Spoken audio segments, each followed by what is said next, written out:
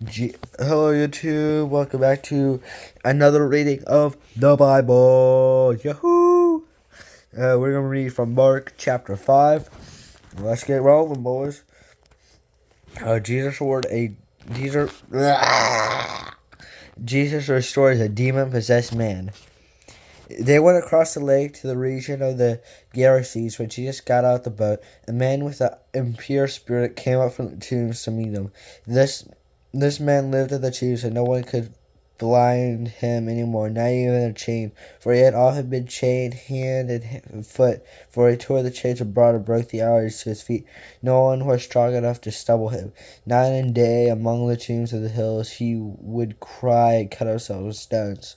When he saw Jesus running, he ran and fell on his knees in front of him. He shouted at the top of his voice, "What do you want from me, Jesus, Son of the Most High God? In God's name, don't torture me." For Jesus said to him, "Come out of this man, you impure spirit." Then Jesus asked him, "What is your name?" "My name is Legion," he replied, for we are many. And he begged Jesus again and again not to send them out of the area. A large herd of pigs was feeding nearby a hillside. The demons begged Jesus, "Send them amongst the pigs, allow us to go into them." He gave them permission, and the impure spirits came out and went into the pigs. The herd, about 2,000 number, rushed down to steep bank of the lakes and were drowned. Those tending the pigs ran off and reported this in the town and to the countryside. The people went to see what had happened. And when they came to Jesus, they saw a man who had been possessed by the legion of demons sitting there, dressed in his right mind, and they were afraid.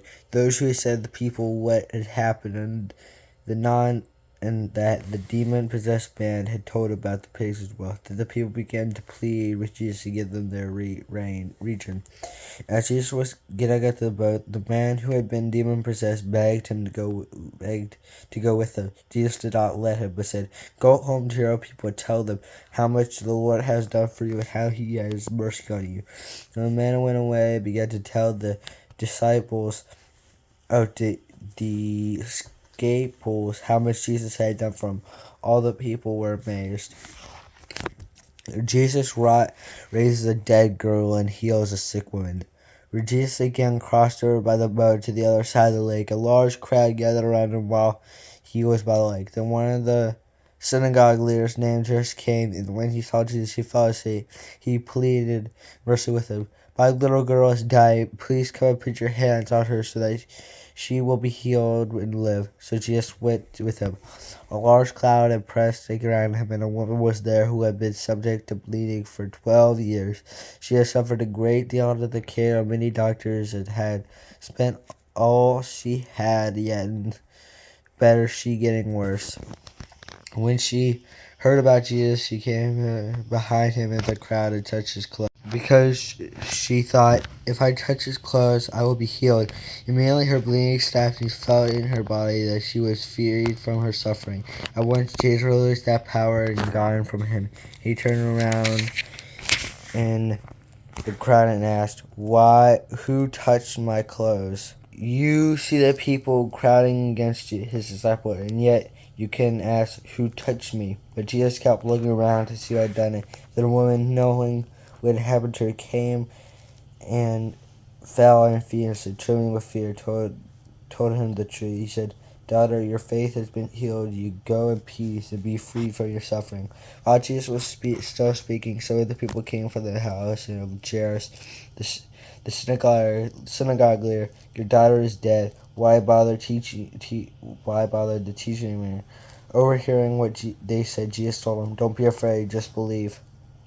He did not let anyone follow him except Peter, James, and John, the brother of James. When they came to the home of the synagogue leader, Jesus saw a commotion with the people crying and wailing loudly.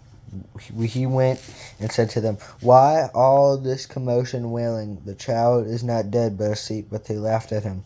After they put them all out, he took the child's father and mother and the disciples who were with him and went there the child was. He took her by the hand and said to her, Talitha Kaum, which means, little girl, I say to you, get up.